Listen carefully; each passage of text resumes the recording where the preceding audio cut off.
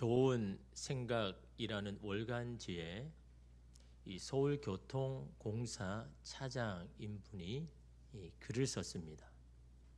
그는 2016년에 이 교통공사에 입사를 한 후에 처음으로 이 지하철을 운전하는 날을 떠올리면서 글을 썼습니다. 얼마나 여러분 신기하고 즐겁고 좋겠습니까? 내가 이 지하철을 운전한다는 그 생각에 너무 들떠가지고 그 지하철로 가는데, 근데 그 지하철을 타는 승객들을 보니까 얼굴이 너무 굳은 겁니다. 너무너무 슬픔에 잠겨 있는 겁니다. 그 모습을 보는데 예전에 자기가 이 지하철 공사에 들어오기 전에 매일 아침마다 지하철을 타던 그때 자기 모습과 너무나 똑같더라라는 겁니다. 삶을 짊어지는 무게가 얼마나 힘든지 매일 아침이 기쁘고 즐거워야 되는데 마치 도살장에 끌려가는 소처럼 그런 모습을 보니까 자기가 이런 생각이 들었다라는 거죠. 그 승객들을 위로하고 싶은 마음이 들더라는 겁니다.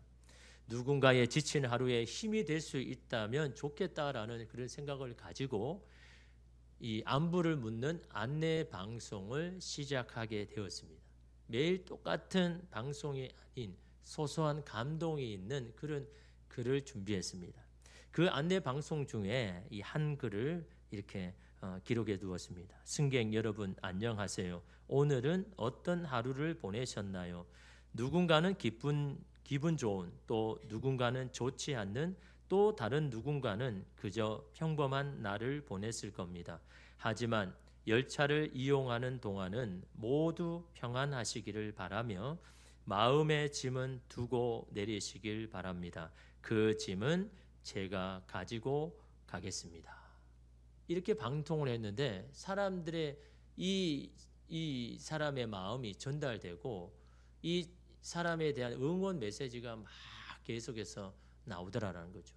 사람들이 감동받은 그 지점이 어디입니까? 안내 방송 중에 아마 거기 아니겠습니까? 마음의 짐은 두고 내리시길 바랍니다. 그 짐은 제가 가지고 가겠습니다. 어떻게 이렇게 여러분 기특한 이 글을 썼을까요?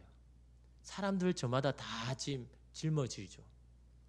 저마다 다 무거운 짐 짊어지지만 그거 내려놓을 수 없으니까 오늘도 내일도 그 짐 지우고 가는데 누군가가 그 짐 대신 지어준다고 하면 얼마나 기쁩니까? 말만 해도 여러분 힘이 안 됩니까? 내가 제일 짊어질 짐 누군가 대신 짊어진다 그러면 여러분 오늘 우리가 여러 가지 짐을 지고 살아갑니다. 근데 그 짐이 어떻습니까? 기뻐야 되는데 막 그게 여러분 힘들고 스트레스가 되잖아요. 오늘 또 이 짐 지고 살아야 되나? 언제든지 그냥 던지고 싶은데 어쩔 수 없이 그 짐을 지고 가야 되는 이 스트레스로 여러분 매일매일 살아가는데 여러분 그 이유가 뭘까요? 무엇이 그들로 하여금 내가 당연히 짊어져야 할 그 짐을 들고 가는데 그렇게 힘들고 스트레스가 될 거예요. 아마 그것은 자신이 지금의 현실을 통제하려고 오는 데서 여러분 그런 스트레스가 오는 게 아니겠습니까? 내게 주어진 그 현실을 내가 통제하려고 자신이 원하는 결과를 얻기 위해서 누군가를 다그치고 옥죄고 있지는 않습니까?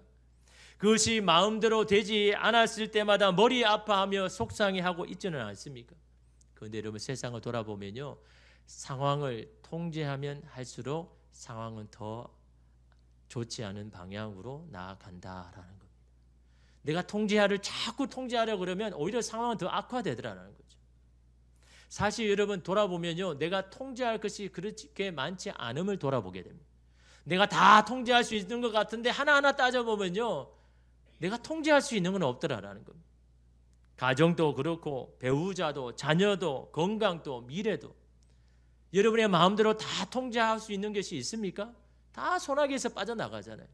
내가 통제할 수 없는 겁니다. 단지 여러분 내가 할 수 있는 것을 할 뿐이다라는 거죠. 근데 이것을 인정하기가 참 어렵죠. 근데 이것을 인정하는 게 참 중요합니다. 여러분 행복한 청소년기를 보냈다는 이 자녀들에게 물어보면 공통점이 있습니다. 누군가는 청소년기 때문에 사춘기 때문에 너무너무 힘들고 골머리가 아픈데 아니 누구는 그냥 쉽게 지나가는 겁니다. 그냥 정말 이 사춘기가 있는지 없는지 지나가더라라는 겁니다. 그 공통점을 보니까 부모에게 있더라는 겁니다. 부모가 어떠냐에 따라서. 그래서 제가 요즘 반성을 많이 합니다. 우리 둘째가 얼마나 우리 사춘기가 심한지. 근데 그 공통점을 보니까 부모들은요 다 온유한 사람이더라고요. 부모가 온유하니까 자녀들은 그 청소년기 시기도 그냥 지나가더라고요. 여러분, 이 사춘기를 경험한 부모들은 알죠. 아직 경험하지 못한 사람은 아직 여러분 반도 못 왔습니다. 여러분의 자녀를 키우는 거 어렵죠. 힘들죠. 막 어린아이 때부터 막 하려면 힘들죠. 정말 힘든 거는요 사춘기 때 그때 알게 되는 겁니다. 야, 이건 어떻게 할 수도 없고 저럴 수도 없고. 그때는요 여러분의 소나기에서 이미 벗어났습니다. 아무리 해도 안 됩니다. 그때 눈물 흘리는 그 눈물이요 여러분의 자녀 키우는 지금까지 모든 시간보다 여러분 두세 배 여러분 더 눈물 흘려야 할 때입니다. 그런데 그것을 그냥 자연스럽게 그냥 지나가는 게 얼마나 여러분 이게 축복입니까? 그런데 그 부모들이 온유하더라. 온유한 부모는요 그냥 자녀들이 그냥 지나가더라고요. 여러분 온유한 게 뭡니까? 여러분 이 온유하다라는 이 헬라어의 원래 뜻은요 길들여진 야생마죠. 길은 들여졌지만 여전히 야생마의 힘이 있습니다. 길들여졌다는 게 뭡니까?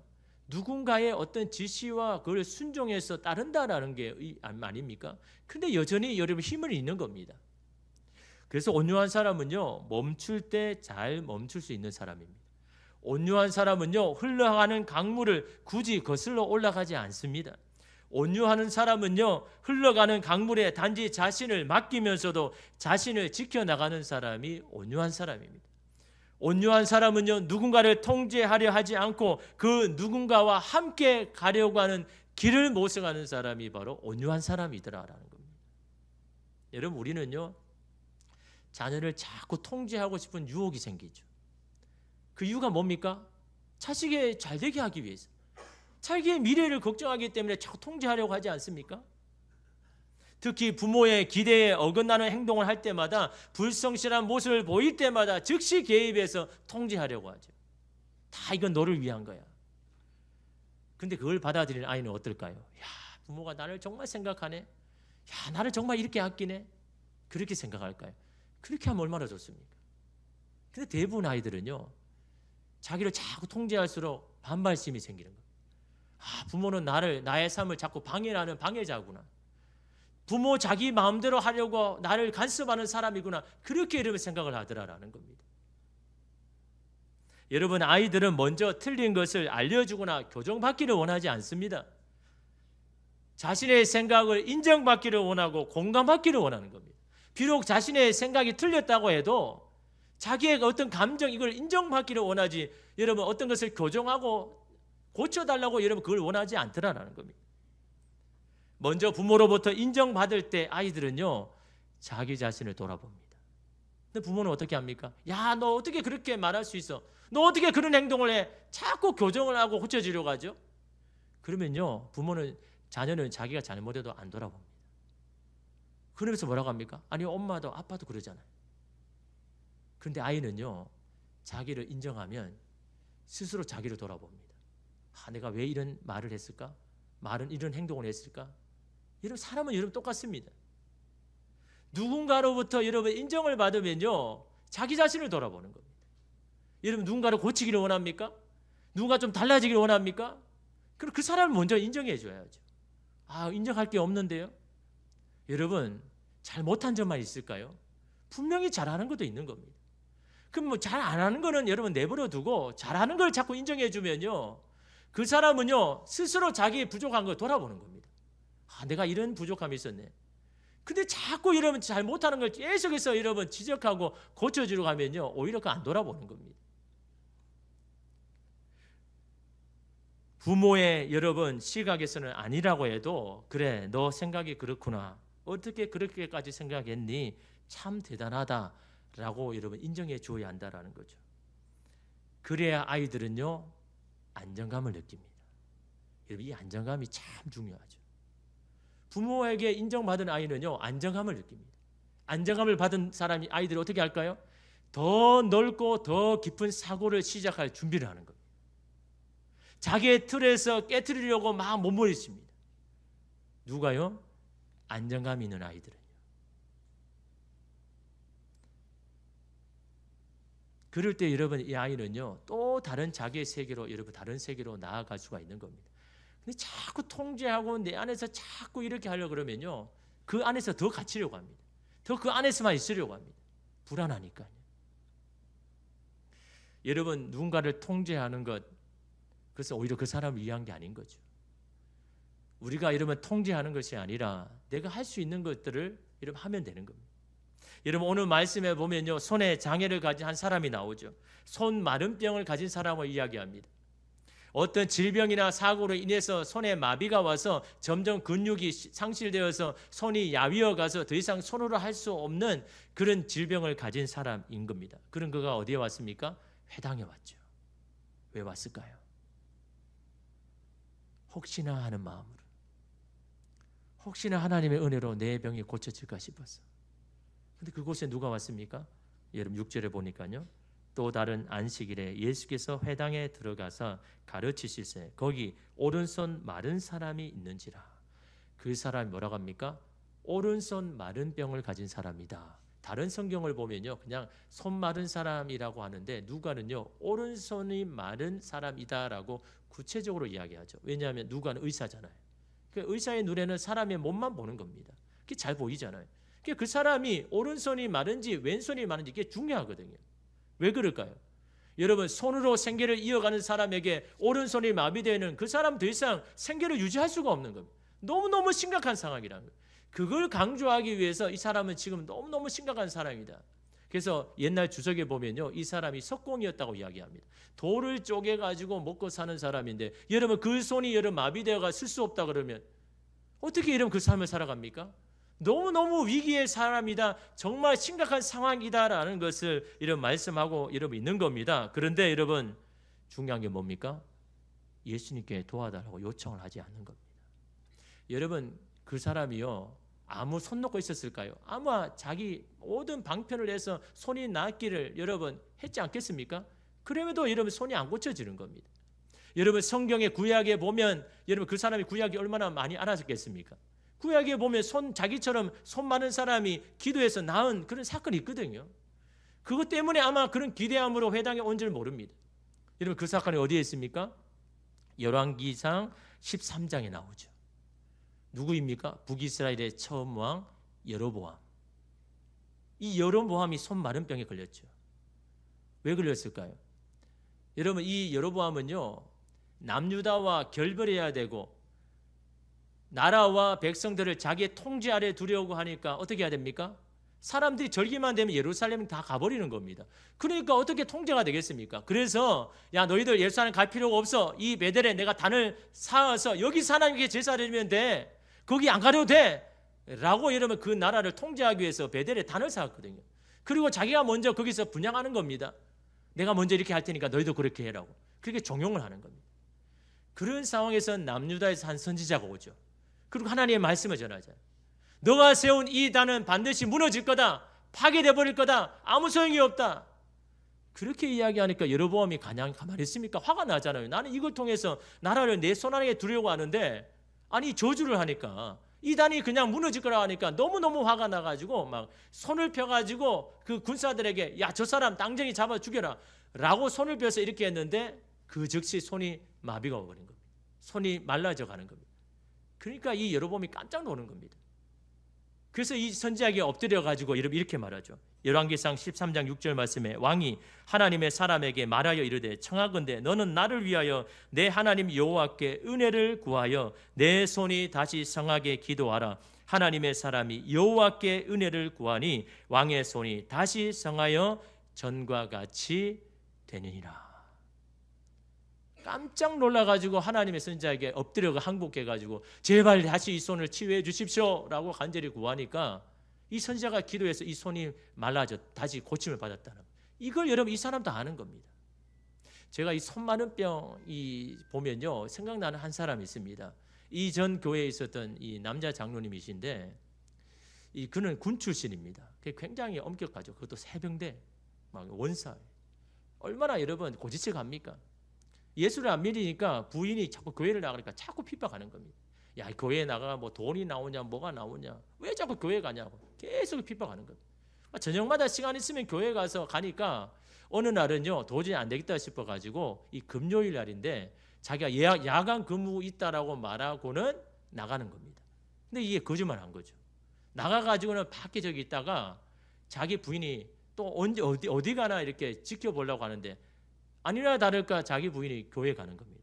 교회 가는데 오늘은 뭔가 결판을 내야 되겠다 싶어가지고 이 사람이 이제 교회 간 거죠. 예수를 믿지도 않고 교회도 안 갔는데 근데 막 들어가는데 막 저 앞에서 자기 부인이 뭐 아버지 막 그러는 겁니다. 그럼 너무 화가 나가지고 딱 가가 머리채를 탁 하고는요. 야, 아버지가 어딨냐고. 네 아버지 집에 있는데 무슨 아버지가 여기 있냐고 막 그래서 끄집고 집에 간 겁니다. 근데 그 다음날 이 사람이 중풍이 오기 시작하는데 온몸이 다 마비가 오는 거예요. 눈도 안 보이기 시작하는 거예요. 그렇게 완악하고 이러면 이 고지식한 사람이요 자기가 아프니까 어떻게 합니까? 자기 부인에게 이야기하는 겁니다. 야, 혹시 나 이거 교회 가면 나을 수 있을까? 나를 위해서 좀 기도해봐 가서. 여러분 이 마비 안 왔으면 그래 하겠습니까? 여러분 자기 몸이 지금 아프니까 어떻게든 이거 나아야 되니까 그렇게 핍박하던 이 부인에게 그렇게 손을 내미는 겁니다. 야, 혹시 내가 고쳐지면 어떡해? 당신이 가서 좀 기도해봐. 그러니까 이 권사님이요 이 지혜가 있는 겁니다. 내가 나만 기도해 안 될 것 같아. 당신이 와서 기도해. 당신이 나와서 기도하면 될 것 같아. 어떻게 하면 이거 마지 못해? 갔죠. 처음으로 교회 가서 하나님 다른 거 모르겠고요. 나 이 몸 다시 건강해져야 되는데 나를 좀 불쌍히 여기고 살려달라고. 그때부터 신앙생활 해가지고 이제 장로님까지 되셨는데 이 마비된 것도 다 풀리고 눈도 이렇게 다 좋아지고 했는데 이 손가락 이 두 개만은 이게 안 펴지는 거, 이게 안 부러지는 겁니다. 그래서 아직도 이 손가락 두 개를 가지고 이렇게 막 다니는 겁니다. 처음에 저 몰라가지고 아니 왜 다른 데는 다 계셨는데 왜 손가락이 두 개만 이렇게 안 구부러집니까? 라고 하니까 그러는 겁니다. 왜 안 구부러져 하니까 가만히 자기가 생각해 보니까 하나님께서 이거 맨날 보면서 야 네가 그렇게 옛날에 그렇게 핍박했지.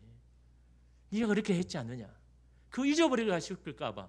이거 안 펴가지고 계속 이렇게 다니는데 자기는 이게 여러분 이게 치부가 아니고 부끄러움이 아닌 겁니다. 나를 살려주신 하나님, 나를 그렇게 사랑하신 하나님이 나의 이 연약함을 아시고 날마다 이걸 보면서 겸손하게 하시는 하나님의 이 은혜의 현장이라고 이걸 보면서 이런 날마다 이렇게 아직도 이게 다니는지 모르겠지만 이렇게 다닙니다. 여러분 하나님 앞에 여러분 오늘 우리가 여러분 그런 연약함이 다 있죠. 근데 하나님은요 그걸 자꾸 인정하고 고백하기를 원하는 겁니다. 근데 우리는 어떻게 합니까? 자꾸 숨기려고 하죠. 여러분 오늘 말씀의 손 마른 병도 마찬가지입니다. 예수님이 이 회당에 왔는데도 아무런 여러 도움을 요청하지 않습니다. 근데 그 자리에 앉아 있습니다. 왜 그럴까요? 아마 여러분 이 사람은 자기의 옷 소매로 오른손을 감추었을지 모릅니다. 왜냐하면 거기 누가 있습니까? 서기관과 바리새인들이 있죠. 그들이 어떻게 생각합니까? 병이 있으면 죄가 있다고 생각하는 겁니다. 그 당시에 죄인으로 그냥 취급해버린 거예요. 야, 너 오른손 손 마르고 너 이게 이제 앞으로 일도 못 하는 거 너 분명히 하나님 앞에 죄 있는 거 아니냐라고 그렇게 낙인이 찍히니까 아마 여러분 이 사람은요 아마 감추고 왔을 겁니다. 그러니까 회당에 있죠. 아니면 여러분 이 사람의 죄인이 회당에 왔다. 그건 여러분 있을 수가 없는 일 아닙니까? 또한 여러분 안식일이잖아요. 안식일에 예수님께 나와가지고 고쳐달라고 이야기하면 완전히 낙인을 찍히기 때문에 아무 말도 하지 못하고 여러분 거기에 있는 겁니다. 자기는 너무 급한데 자기는 너무 간절한데 예수님 앞에 나는 아무렇지 않습니다. 나는 아무렇지 않습니다라고 있는 이런 그 모습. 그는 아직도 자신의 인생을 자신이 통제할 수 있다고 믿는 사람입니다. 나는 괜찮은 척하면 나는 괜찮을 거라고 생각하는 이 공동체에서 축방되지 않고 머물 수 있다라고 생각하는 자기를 지키기 위하여서 자기를 통제하고 있는 모습을 봅니다. 여러분 오늘 우리 모두에게도 그런 약함 치부가 있죠. 그런 치부가 드러나면 큰일 나는 것처럼 생각을 합니다. 몸도 마음도 망가져 가는데도 괜찮은 척 말입니다. 나는 충분히 지금의 상황을 통제할 수 있으니 나는 아무런 문제 없습니다라고 주님 앞에서도 여전히 마음을 닫고 있지 않습니까?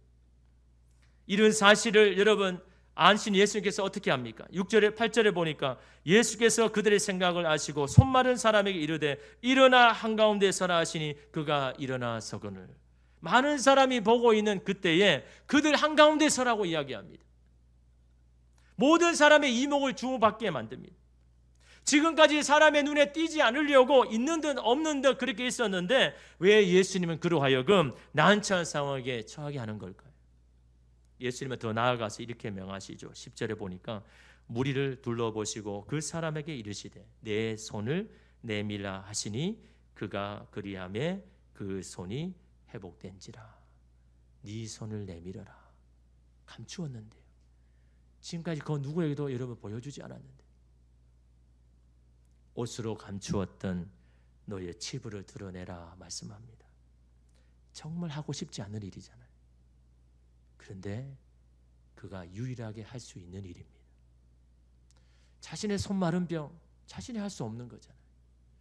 그럼에도 그걸 붙들고 이러면 있는 겁니다. 내가 통제할 수 있는 것처럼, 내가 할 수 있는 것처럼, 하나님 앞에 아무런 문제가 없는 것처럼, 하나님 앞에 도움을 구하지도 않고 손을 내미지도 않고, 그런 여러분이 손 마른 병에게 너의 연약한 손을 내게 내밀어라 라고 말씀합니다. 인정하고 싶지 않는 너의 치부 연약함을 내게 인정해라. 나는 이것에 대해서 어떤 통제도 할 수 없음을 내게 고백해라 라고 말씀합니다. 왜 그럴까요? 네가 할 수 없는 일 내가 하겠다라는, 내가 너의 인생에 개입하겠다라고 말씀하십니다. 근데 사람은요, 죽어도 이것을 인정하고 싶지 않죠. 드러내기도 싫어합니다. 자신이 통제할 수도 없으면서 말입니다. 자기의 힘으로 해결할 수도 없음에도 말입니다. 오늘 우리에게 있는 마른 손이 무엇입니까? 여러분의 마음을 아프게 하는 자녀입니까? 도무지 변화되지 않는 배우자입니까? 도무지 비위를 맞출 수 없는 직장 상사입니까? 치유되지 않는 질병입니까? 끊을 수 없는 나쁜 습관입니까? 도무지 채워지지 않은 물질입니까? 그 마른 손으로 인한 고초가 무엇이고 상처가 무엇입니까? 그것으로 마음이 상하고 깨어지고 있음에도 하나님 앞에도 나는 여전히 괜찮습니다. 나는 더 이상 하나님의 도움이 필요 없습니다. 내가 알아서 할게요 라고 하고 있지는 않습니까? 예수님은 오늘 우리 모두에게 요청합니다. 저는 겉보기와는 달리 전혀 괜찮지 않습니다. 저는 이 일에 무력합니다. 저는 이것으로 날마다 마음을 다치고 상처를 입습니다. 이것으로 내 심령은 마르고 병들어갑니다 라고 오늘 저와 여러분의 연약한 손을 내밀기를 원하십니다. 여러분, 그런 오늘 주님 앞에 여러분 무엇을 감추겠습니까? 무엇을 여러분 숨기겠습니까? 내 연약함을 내밀라라는 건요, 주님이 개입하시겠다는, 네가 할 수 있는 없는 것을 내가 하겠다라는 거예요. 여러분, 주님 앞에 맡기고 내민다는 건요, 그냥 포기한다는 게 아닙니다. 결과를 주님 앞에 맡기고 내가 할 수 있는 일을 하겠다라는 겁니다. 하나님의 자녀로서 내가 할 수 있는 일을 하겠다는 겁니다. 부모는 부모로서, 자녀는 자녀로서, 배우자는 배우자로서 내가 주님 앞에서 할 수 있는 나의 최선을 하나님 앞에 하겠다라는 겁니다. 그 다음은 내가 통제할 수 없는 걸 주님 앞에 맡기는 거예요. 여러분이 할 수 있으면 얼마나 하겠습니까? 여러분이 통제할 수 있는 게 얼마나 많습니까? 여러분 없는 겁니다. 주님의 손에서 통제되어야 그래야 바른 길로 가는 겁니다. 나의 연약함 주님 앞에 맡기고 내가 통제할 수 없는 걸 자꾸 붙들고 있지 말고 주님 앞에 맡기고 내가 할 수 있는 일, 그것을 여러분 하면서 주님, 나는 할 수 없지만 주님이 할 수 있음을 여러분 고백할 때 주께서 우리 가운데 일하여 주실 줄 믿습니다. 기도하겠습니다. 주님, 오늘 손 마른 병자의 모습이 오늘 우리의 모습이지 않습니까? 내 마음은 타들어가고 내 속상함은 하나님 나를 힘들게 하는데